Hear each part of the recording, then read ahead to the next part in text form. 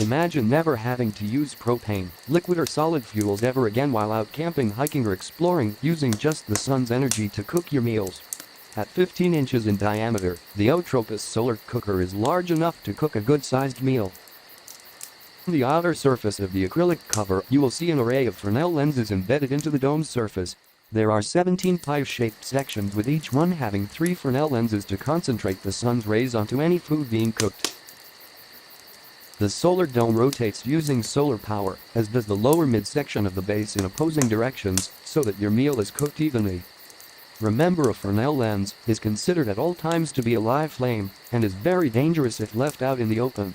It is quite capable of melting solid granite, as its concentrated rays can reach temperatures in excess of 3,000 degrees. Fre'Nel lenses can concentrate sunlight onto surfaces with a ratio of almost 500 to 1, which is why it is such an efficient use of solar power. The design allows the construction of lenses of large aperture and short focal length, without the mass and volume of material that would be required by a lens of conventional design. A Fre'Nel lens can be made much thinner than a comparable conventional lens, in some cases taking the form of a flat sheet. In the case of my Otropis Solar Cooker, multiple Fre'Nel lenses have been embedded into the structure's exterior to capture more of the sun's rays. A Fre'Nel lens can capture more oblique light from a light source, thus allowing greater concentration of energy from less light.